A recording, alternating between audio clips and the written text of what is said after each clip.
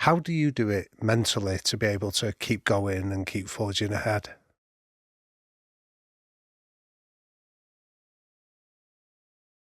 Firstly, I think I sort of go in on myself in almost a protective crouch. I absorb it into myself, and then begin the process of shutting out what I can shut out, reminding myself what it is I'm trying to achieve, and therefore that I've got to overcome this. There's a very important part for me as well, which is reminding myself that this is not about me. That what I'm trying to achieve is not about me. And it's always hard to get this over. I've tried several times before and it can be misconstrued. I didn't grow up thinking I would be, or particularly wanting to be an MP, because something in my head, it was a working class background. My dad worked in a factory, my mum was a nurse, and there was an inhibitor in there somewhere that was saying, this isn't a job that someone like you is going to do, Keir.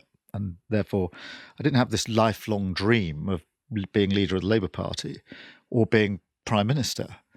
And therefore, I desperately want us to win the next general election because I know what we can do if we do win that general election. But that is about having a Labour government which will change the country for the better for millions of people. It's not about Keir Starmer walking through the door at number 10. And that, I don't know whether that makes any sense at all. No, it does. And therefore, this isn't so that one day there will be an image of me at number 10. It's because we need a Labour government. And I have to remind myself of that when I'm in that position to get out of it again, which is, right, take the heat, absorb it, put away what you push to one side, what you can push to one side, focus on what you're trying to achieve, and remember it isn't about you. Because when you're being subject to that kind of criticism, it feels very personal. And so it's that. And then something that works for me, different people will have different versions of this. But my mum was very, very ill all of her life, really ill. She had Still's disease, which is a disease that attacks your immune system when you're 11. And then she had steroids when she was a teenager, which helped with the Still's disease, but caused all sorts of awful problems later in life. So there came a point in which she couldn't walk.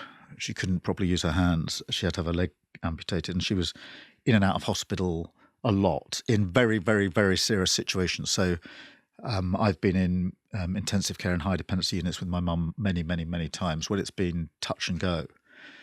And she had this amazing courage and determination.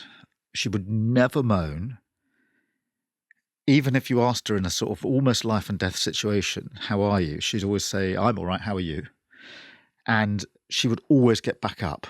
Somehow she would get back up and get back to her feet in the most impossible circumstances, where sometimes when I looked at her in the high dependency unit, I couldn't see how she could ever get up again. And interestingly, towards the end of her life, when she couldn't get back up again, it in the end, it destroyed her.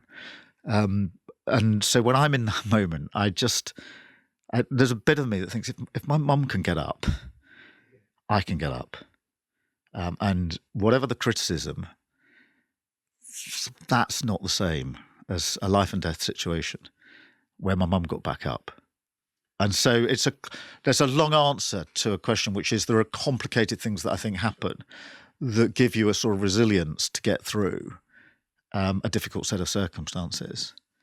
And you know, most of the time they're the very low moments in politics. There are many other times when it's simply not that bad, but they're the lowest.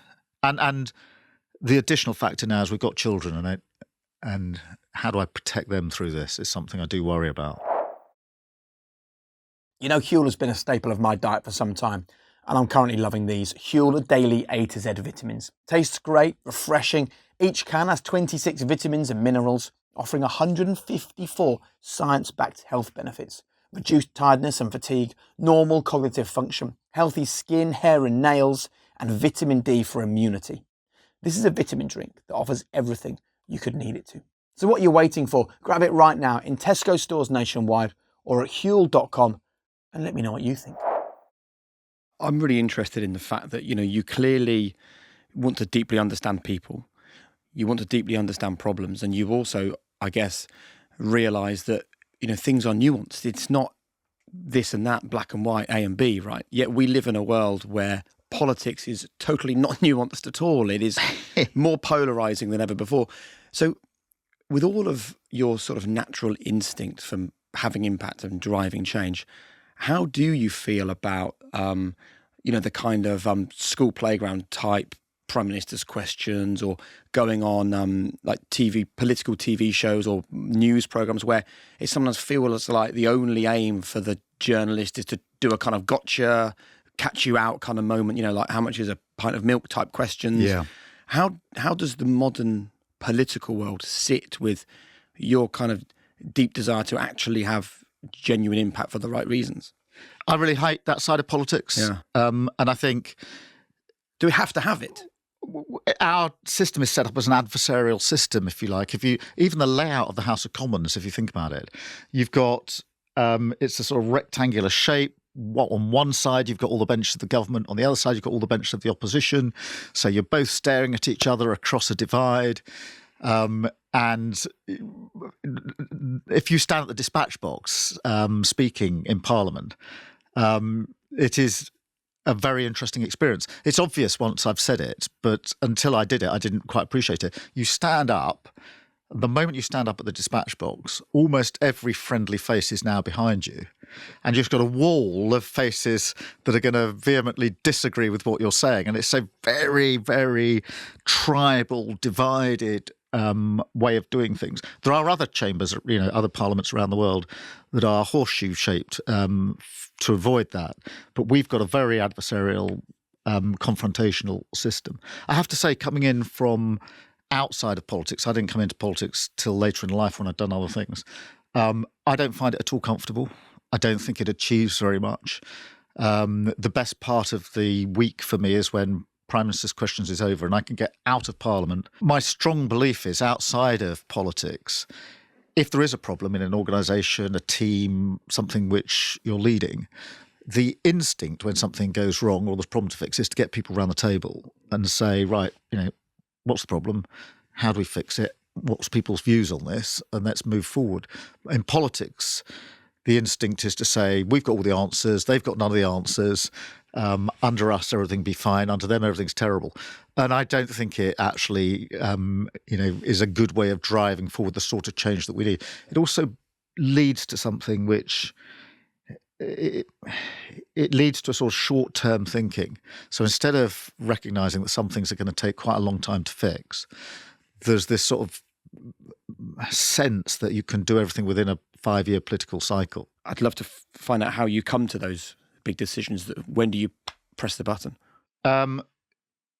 Firstly, for better or for worse, I've had to make tough decisions for a while now. So it's not just as leader of the Labour Party.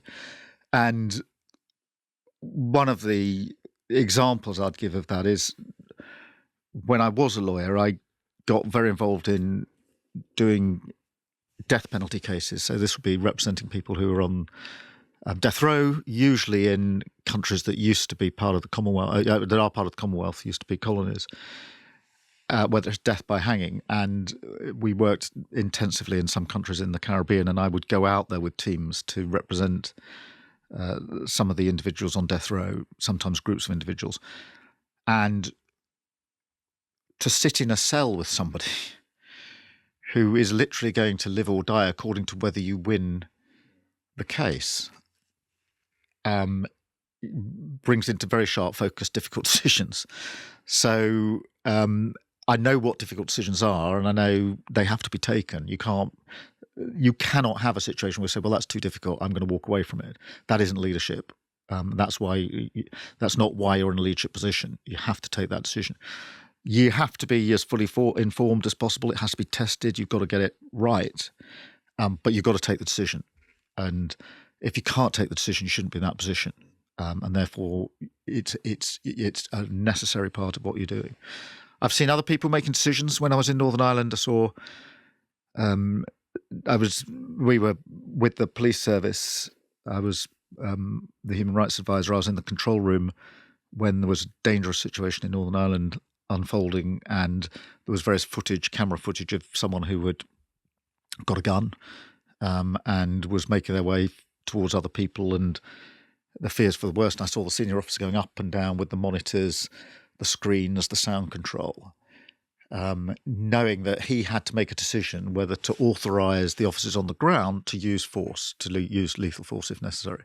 The final decision whether to fire would be theirs, but he knew once he'd given that authorisation, that was a possible next step. And just to see and respect the decision maker. He knew what decision he had. He knew he had to make a decision. He knew he wanted to be totally informed, but he knew the consequences of his decision. What did you learn from the way he operated in that moment? I learned that that's how you make decisions, which is absorb, take it in, but be clear. You've got to make the decision and be clear what the consequences are. But he didn't have the luxury of shying away. Because if he shied away, that meant the person who with the gun, if they then use that gun, might kill someone. So he didn't have the luxury. If you're in a leadership position where you've got to make tough decisions, it's learning and appreciating there are tough consequences whichever way you go. So you can't just pull back. And if you want to pull back, you probably shouldn't be in the leadership position, because that's what leadership is about.